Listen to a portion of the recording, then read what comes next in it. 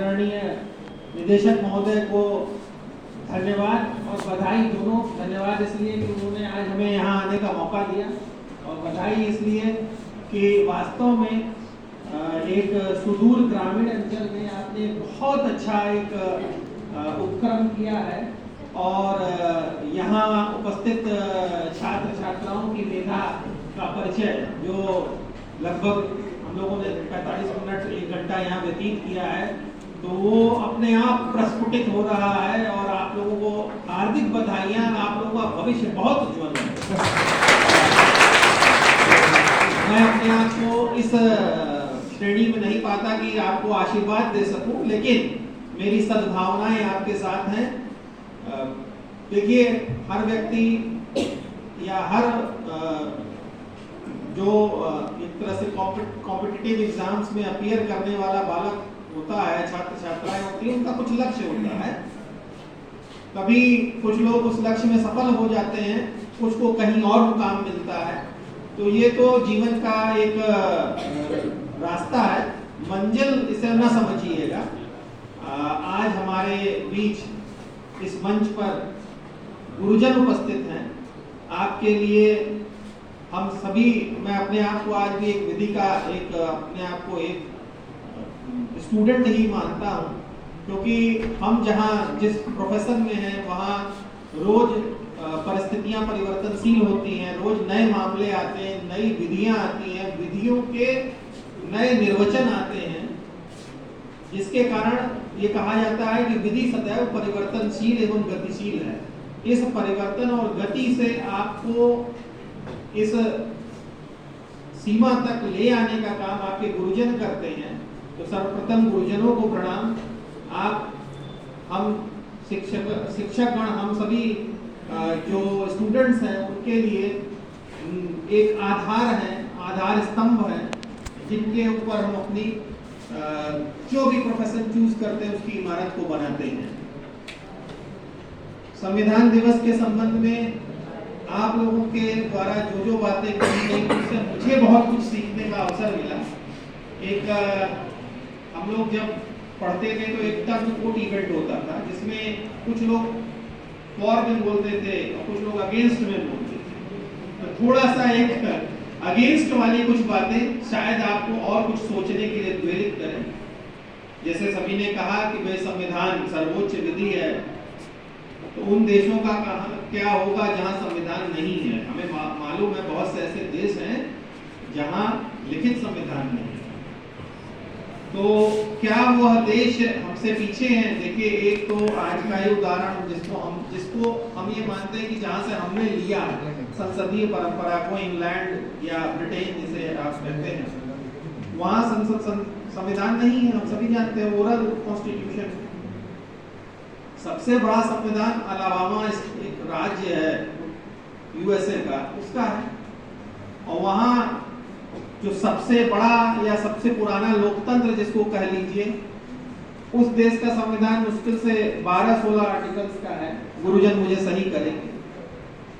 तो एक जगह हम इतना बड़ा संविधान देख रहे हैं, 395 अनुच्छेद थे, आज 422 हो चुके हैं, 106 से ज्यादा संशोधन हो चुके हैं, 128वां संशोधन पेंडिंग है।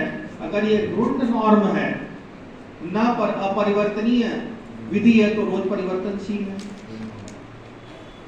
मेजॉरिटी से इसमें संशोधन संभव हो सकता, तो जो चीज बदलती रहती है उसका इतना गाना क्यों?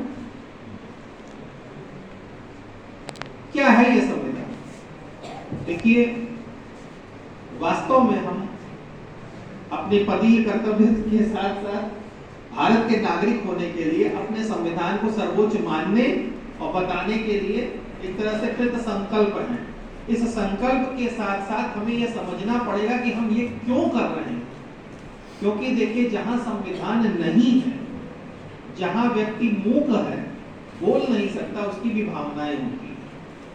इस संविधान की भावना को कॉन्स्टिट्यूशनलिज्म कहा जाता है या संवैधानिक सिद्धांत कहे जाते हैं। बहुत से आप विधि, जैसे आपके गुरुजन पढ़ाएंगे तो आप जज मेड लॉ या केस लॉज देखेंगे, उनमें आपको पता चलेगा कि जैसे सबसे ज्यादा प्रयोग किए जाने वाले 2 अनुच्छेद हैं, 14 और 21।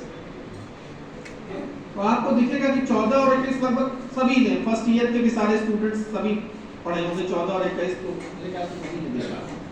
10-12 शब्द 18 शब्द इतने का ही तो है। अगर आप इन पर कॉन्स्टिट्यूशनल केस लॉज खोजना शुरू करें तो आपको अब तक हजारों केस लॉ तो इवन ऑनरेबल सुप्रीम कोर्ट के लिए है। बाकी जितने 28 हाई कोर्ट्स हैं उनका भी खोजेंगे तो आपके पास इतना एंटायर गैमट ऑफ लॉ इतना बड़ा मिलेगा कि शायद किसी के लिए भी पढ़ पाना असंभव है। तो फिर इन 18-20 शब्दों में ऐसा क्या लिखा है कि इसका इतना ज्यादा निर्वचन है?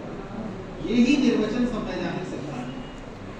परिवर्तनशील समाज में एक ऐसी विधि हमने मानी है जिसको हम कहते हैं कि ये हमारा सर्वोच्च विधि है, किंतु वह सर्वोच्च विधि परिस्थितियों में लागू कैसे होती है ये जजमेंट लॉ से पता चलता है।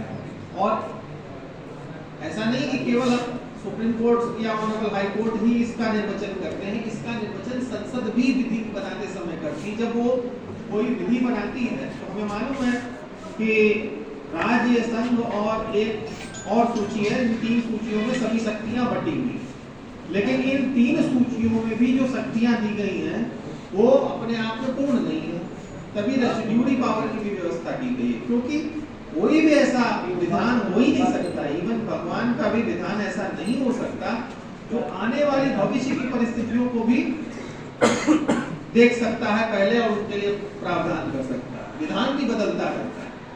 तो हमारा संविधान परिवर्तनशील है, इसका यह मतलब नहीं है कि हमारा संविधान जो है वो प्रतिदिन परिवर्तनीय है।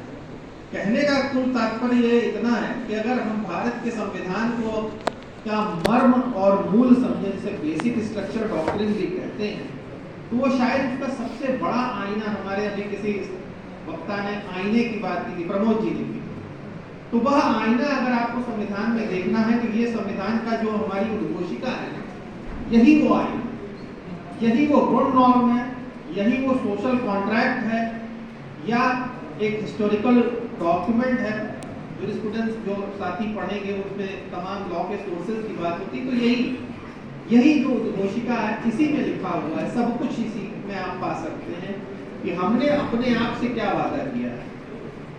और ये संविधान दिवस मनाने की परंपरा, आज जरूर हमारा ये संविधान 74 वर्षीय हो चुका है, लेकिन ये 2015 से शुरू हुआ। संविधान दिवस मनाने की परिपाटी वर्ष 2015 से प्रारंभ हुई। पहला संविधान दिवस आज ही के दिन 2015 में मनाया गया। क्यों मनाया जा रहा है? हमें आपस में अपने आप को यह याद दिलाना है कि हमारा जो देश एक गणतंत्र है या लोकतंत्र है, समाजवादी पंथ निरपेक्ष लोकतंत्रात्मक गणराज्य, ये भारी भारी शब्द नहीं है, एक दूसरे से किया हुआ वादा है। ये वादा कब काम आता है? जब आपके गांव में चुनाव हो रहा हो और आप देखते हैं कि लोकतंत्र का चुनाव मतलब जो मतदाता है उनको किसी प्रकार से प्रभावित किया जा रहा है, वहां आपका लोकतंत्र खतरे में है। वहीं आपको संविधान की उद्घोषिका को याद करते हुए अपना कर्तव्य निभाना है, अपनी सुरक्षा को ध्यान में रखते हुए। क्रांतिकारी बनने की जरूरत नहीं है।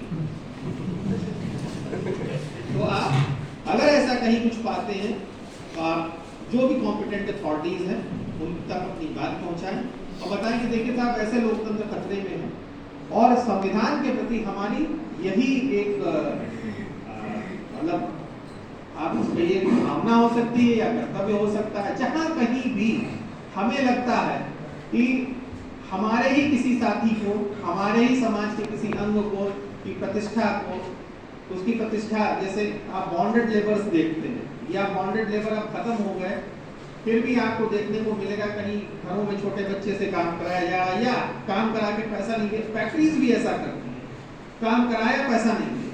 तो as an advocate, as a legal student, एक विधिक सहायता प्रदान करने वाले व्यक्ति को यही देखना है कि अगर इसमें चूक गए तो संविधान दिवस मनाने का कोई औचित्य नहीं।